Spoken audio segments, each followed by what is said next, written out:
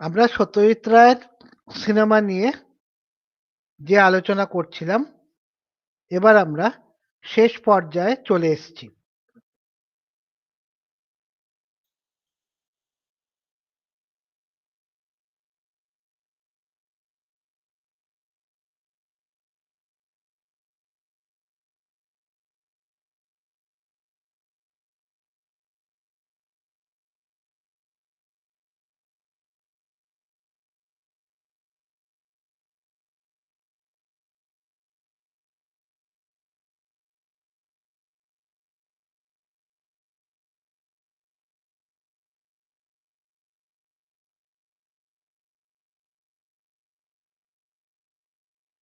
আমরা এবার একটু তাত্ত্বিক দিকে যাব, তাত্ত্বিক জায়গায় যাব।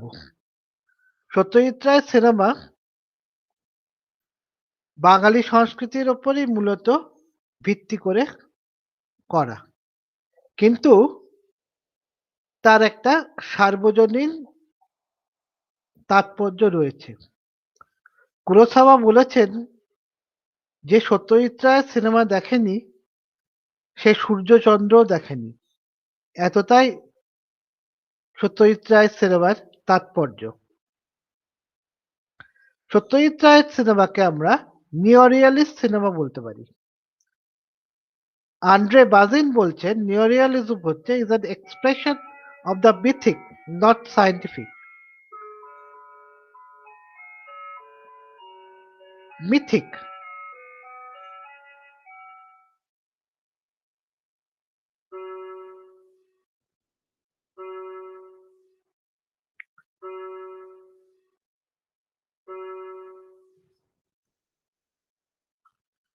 সত্যজিৎ রায়ের সিনেমা নিওরিয়ালিস্ট নীতি মেনে চলেছে। তার সিনেমা যেমন পথের পাঁচালী, মহানগর, এগুলো নিওরিয়ালিস্ট নীতি মেনে করা হয়েছে। যখন পথের পাঁচালী তৈরি হয় তখন ইউরোপের বেশিরভাগ জায়গাতেই নিওরিয়ালিজম ছিল। স্টেটসম্যানে একটি সাক্ষাৎকারে 1948 সালে সত্যজিৎ রায় বলেন, the raw material of cinema is life itself. তিনি আরো বলেন, the great comedians realised the importance of believable settings for their stories. Thus, in the gold rush, the snowbound hazards of gold prospecting are a constant and convincing visual presence. যারা gold রাশ দেখেছে তারা বুঝতে পারবে যে gold রাশে যে ভূখণ্ডটা দেখানো হয়েছে সেটা সম্পূর্ণভাবে বরফ ঢাকা, এবং কত কষ্ট করে মানুষ এই সোনা খুঁজতে গিয়েছিল সেটা ওই থেকে বোঝা যায়। কত কি শীতের মধ্যে, কি প্রচন্ড ঠান্ডার মধ্যে তাদের থাকতে হয়েছিল, কাজ করতে হয়েছিল। জীবন থেকে এগুলো কিন্তু দেওয়া, যেটা সত্যজিৎ রায় বলেছেন। পথের পাঁচালী যে নিওরিয়ালিস্ট নীতি মেনে চলেছিল সেগুলো অনেকটাই ইটালিয়ান ফিল্ম থিওরিস্ট জাবাটিনি বলেছেন। যে তিনি বলেছেন যে সিনেমা যদি করেন ফিল্ম মেকার, তার মানুষের ওপর মানে অডিয়েন্সের ওপর তার নিজের ব্যাখ্যা কিন্তু চাপিয়ে দেবেন না। তিনি বাস্তবটাকে যেন পর্যবেক্ষণ করবেন। সত্যজিৎ রায় প্রাকৃতিক যে পরিবেশ এ কাজ করতে চাইতেন, এবং তিনি তার যে অভিনেতাদেরও প্রাকৃতিক ভাবেই অভিনয় করতে বলতেন। এগুলোই নিওরিয়ালিজমের কতগুলো বৈশিষ্ট্য। যেমন আমি বলছি যে ছবি বিশ্বাস, তিনি নাটকীয় ভাবে সাজগোজ করার কথা ভাবতেন। এবং তিনি একদিন এসেছেন জলসাঘরে তরুণ জমিদারের সাজে, চোখের তলায় কাজল, এরকম সব, এবারে একেবারে যাত্রার ঢঙে তিনি সেজে এসছেন। সত্যজিৎ রায়ের তো চোখ ছাড়া বড়া, উনি বলছেন এ কি করেছেন ছবিবাবু, এ কি করেছেন? বলছে কেন, আপনি তো বলেছেন যুবকের মতন সেজে আসতে। আমি বলছি, সেটাই করেছি। বলে এটা তো যুবকের মতন হলো কি, চোখের তলায় কাজল এইসব, তো যুবতী বলে মনে হচ্ছে আপনাকে। এইভাবে ঠাট্টা করে তিনি উনি ছবি বিষয়ে যাতে ঠিক মতন প্রাকৃতিক ভাবে তিনি যাতে সাজগোজ করেন সেটা উনি দেখেছিলেন। কিন্তু আমরা দেখবো যে কিন্তু সবসময় যে সত্যজিৎ রায় একেবারে প্রাকৃতিক পরিবেশে কাজ করতে পেরেছেন তা কিন্তু নয়। যেমন নায়কের মধ্যে, নায়কের নায়কটা নায়ক সিনেমাটা প্রায় গোটাটাই ট্রেনের মধ্যে শুটিং করা, কিন্তু এই ট্রেনটা কিন্তু বাস্তবে ট্রেন নয়, এটা স্টুডিওতে তৈরি করা হয়েছিল। আর ট্রেনের যে দূরনীতিটা সেটাও কিন্তু স্টুডিওতেই তৈরি করা। কিন্তু সত্যজিৎ রায় বেশ কিছু রেলের সিনারির ভিডিও এবং যে ট্রেনের বিভিন্ন জায়গায় আওয়াজ, যেটা তিনি একজন সাউন্ড,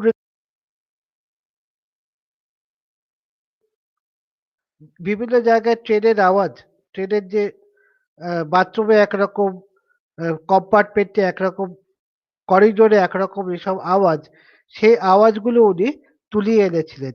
ফলে সেগুলো ব্যবহার করাতে যে ট্রেনের যে দৃশ্যটা সেটা অনেকটাই বাস্তব বলে মানুষের কাছে মনে হয়। কি হলো?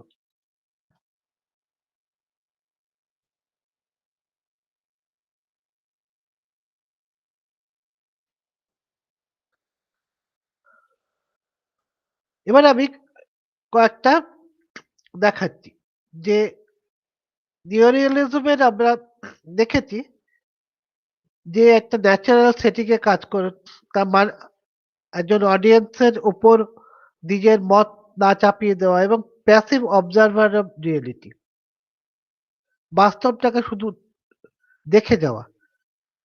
এই কয়েকটা সিনেমা যেগুলো নিওরিয়ালিস্ট প্রিন্সিপাল মেনে চলেছে, যেমন পথের পাঁচালী, বড়াল গ্রাম, প্রাকৃতিক পরিবেশ, অরণ্যের দিনরাত্রি, প্রাকৃতিক পরিবেশ, বেতলা ফরেস্ট, জলসাঘর, তিনি জমিদারের জীবনযাত্রা দেখানোর চেষ্টা করেছেন এবং আসল জমিদার বাড়িতে, নিমতিত রাজবাড়িতে তিনি শুটিং করেছেন। অশনি সংকেত, বোলপুরে শুটিং হয়েছে, জনঅরণ্য কলকাতায়, প্রতিদ্বন্দ্বী কলকাতায়, এগুলো সব কলকাতার রাস্তাঘাটে শুটিং হয়েছে। গোপীকান্ত বাঘাবাইনে অনেকটাই জয়সালমীর, রাজস্থানের জয়সালমীরে শুটিং হয়েছে এবং হীরক রাজার দেশে জয়চণ্ডী পাহাড়, পুরুলিয়াতে শুটিং হয়েছে। এবারে আমরা দেখি সত্যজিৎ রায়ের লিগেসি, সত্যজিৎ রায় যে ঐতিহ্য কি কি তিনি রেখে গেছেন। তিনি মূলত মধ্যবিত্ত শ্রেণীকে নিয়েই সিনেমাটা করেছেন, কিন্তু শতরঞ্জকে খিলাড়ি বা অশনি সংকেত থেকে বোঝা যায় যে তার সেন্স অফ হিস্ট্রি কতটা ছিল, ইতিহাস সম্পর্কে তার জ্ঞান কতটা ছিল। তার সমস্ত সিনেমার মধ্যেই কিন্তু একটা মরালিস্টিক এলিমেন্ট আছে। সেটা মহানগরে সেই আরতির যে বিদ্রোহ, সেটাও কিন্তু নৈতিক বিদ্রোহ। আবার শতরঞ্জকে খিলাড়িতেও তিনি দেখিয়েছেন যে ব্রিটিশরা যে অন্যায় করে অউধ দখল করলো, বসনী সংকেতে যেটা দেখিয়েছেন যে অন্যায় করে খাবার মানে মানুষের খাদ্য সেগুলো পাচার করে দেওয়া হচ্ছে। সত্যজিৎ রায় অনেক তরুণ ফিল্ম মেকারকে সামাজিক ভাবে সামাজিক তাৎপর্যমূলক সিনেমা করতে উদ্বুদ্ধ করেন।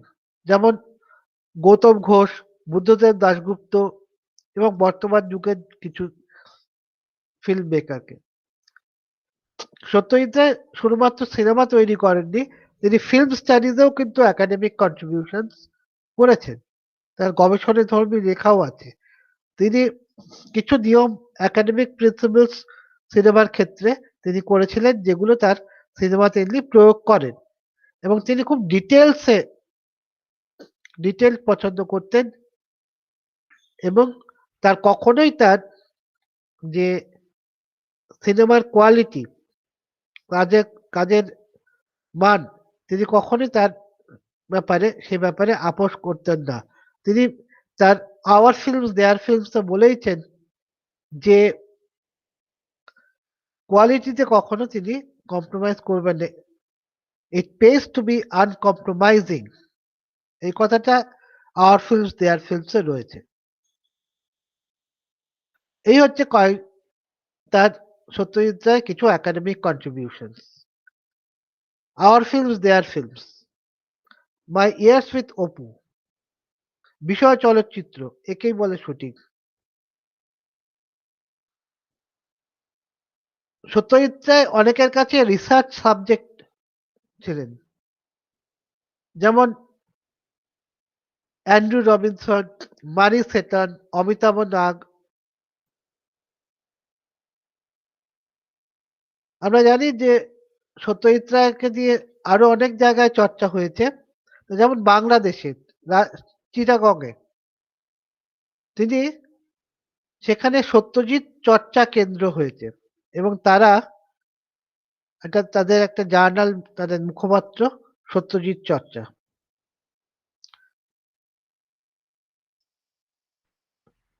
সত্যজিৎ রায়ের ঐতিহ্য আমরা আবার দেখি যে পশ্চিমবঙ্গ সরকার একটা ট্যুরিস্ট সার্কিট করেছে, যেখানে সত্যজিৎ রায়ের কিছু সিনেমা যেখানে শুটিং হয়েছে সেখানে টুরিস্টদের নিয়ে যাওয়া হচ্ছে, যেমন যেখানে কয়েকটা বাঁকুড়া, বীরভূম, গোপীগঞ্জ, বাঘাবাইন, আগন্তুক, অশনি সংকেত যেখানে শুটিং হয়েছে। আমার মনে হয় যে আরো কিছু জায়গা এর মধ্যে ঢোকানো উচিত, যেমন জয়চন্ডী পাহাড়, যেখানে হীরক রাজার দেশে শুটিং হয়েছিল, যেমন ১৫০ বছরের নিমতির রাজবাড়ি, যখন এই রাজবাড়ির তার স্বর্ণযুগ ছিল, তখন কিন্তু এটা একটা কালচারাল ল্যান্ডমার্ক ছিল। এখানে অনেক নামকরা মানুষ, বিশেষ করে ঊনবিংশ শতাব্দীর মানুষ এসছেন, যেমন ক্ষীরোদপ্রসাদ বিদ্যাভূষণ, যিনি নাট্যকার ছিলেন, যিনি আলীবাবা নাটক লিখেছিলেন। সত্যজিৎ রায় নিজেই এই নিমতির রাজবাড়িতে ৩টে সিনেমা করেন। হয়তো প্রথম হচ্ছে জলসাঘর, দ্বিতীয় হলো দেবী, এবং তৃতীয় হলো সমাপ্তি। আমরা যদি সত্যজিৎ রায়ের ঐতিহ্যকে তুলে ধরতে চাই, তাহলে কিন্তু আমাদের নিমতিতে রাজবাড়িকেও সংরক্ষিত করা উচিত।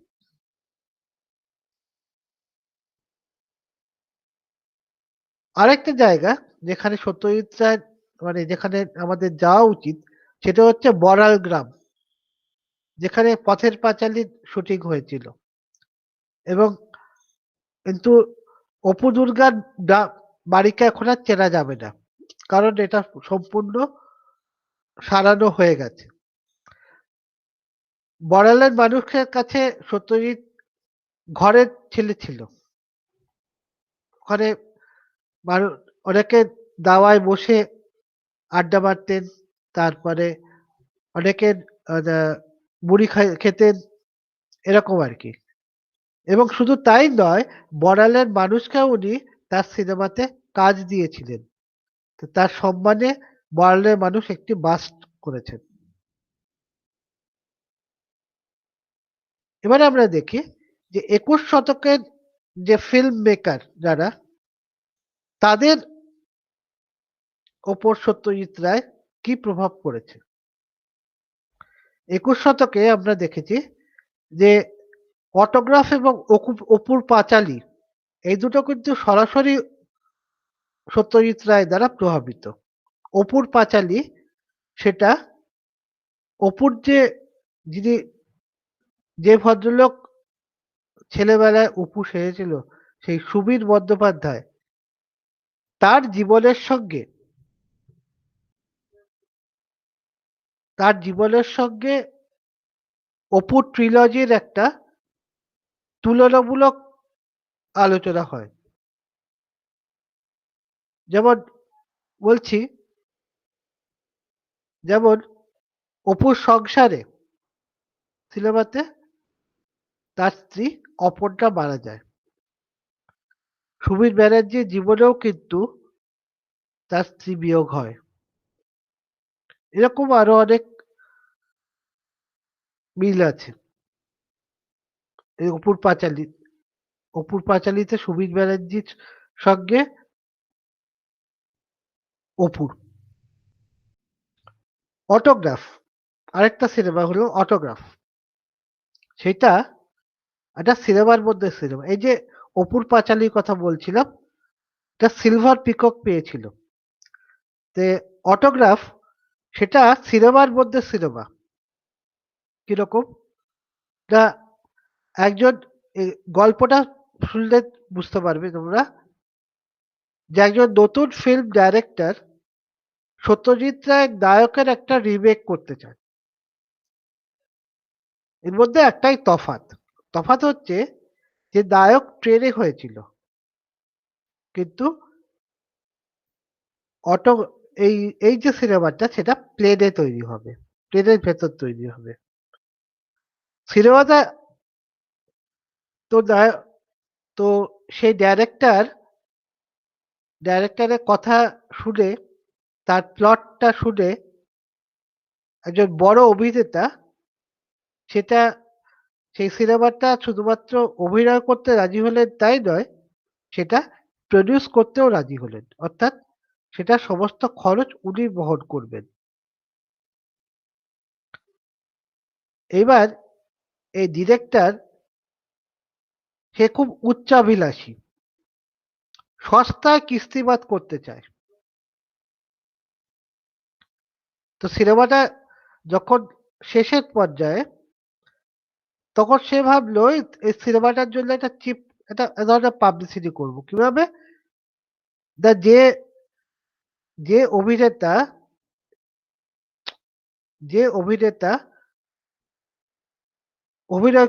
মূল অভিনেতা যে নায়কের ভূমিকায় অভিনয় করছে, তাকে দিয়ে একটি স্ক্যান্ডেল করা হবে। তার যে বান্ধবী কিন্তু বারবার বারণ করে, তুমি এটা করো না, এটা করলে কিন্তু খুব খারাপ হবে। কিন্তু সে তার কথা শোনে না। ফলে তার বান্ধবী তাকে ছেড়ে চলে যায়। এবং তারপরে যখন সে এই প্রডিউসারের কাছে এলো, সেই প্রডিউসার বলল যে সে এই সিনেমাটা হবে না।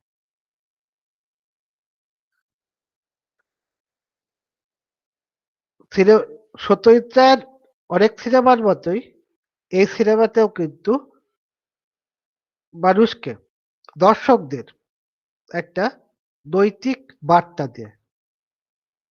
বার্তাটা কি?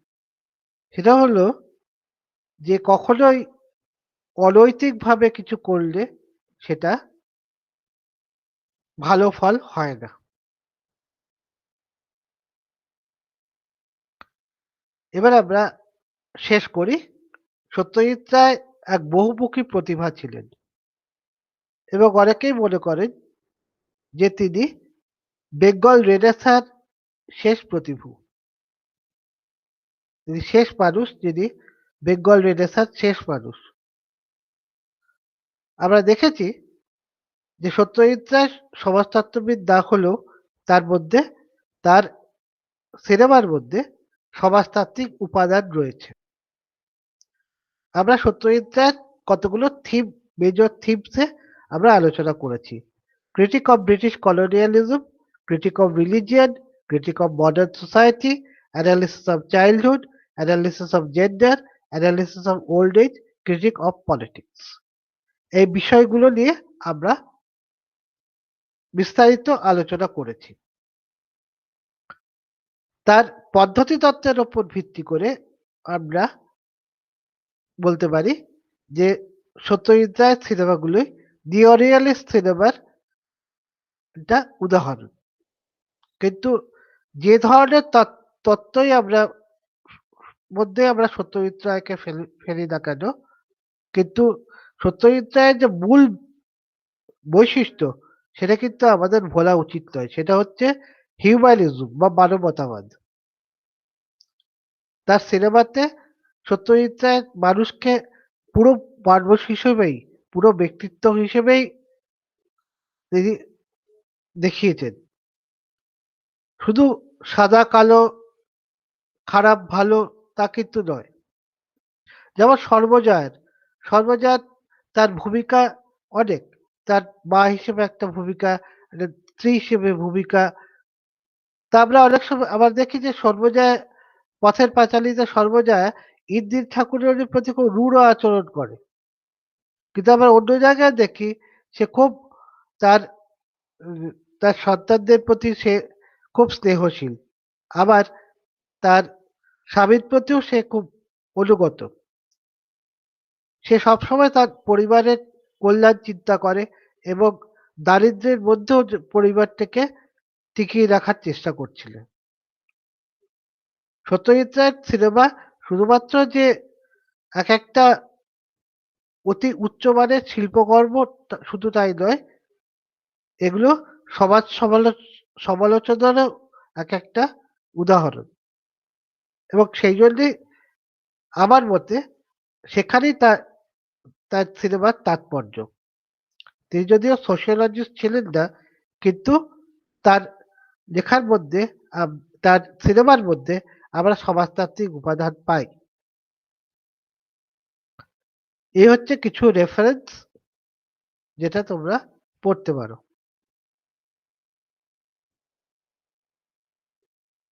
তোমাদের সবাইকে আমি থ্যাংক ইউ জানাই।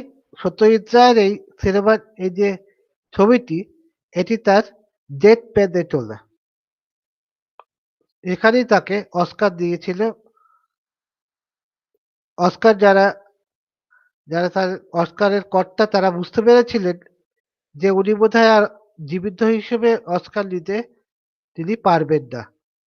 তাই তারা একটা বিশেষ অনুষ্ঠানে, এখন বেলিভিউতে উনি ভর্তি, বিশেষ অনুষ্ঠানে সত্যজিৎ রায়কে তার ডেথ বেডেই অস্কার দেন এবং সত্যজিৎ রায় তখনও পুরোপুরি সচেতন এবং তিনি একটা ছোট অ্যাকসেপ্টেন্স স্পিচও তিনি করেন। তিনি খুব আনন্দ প্রকাশ করেন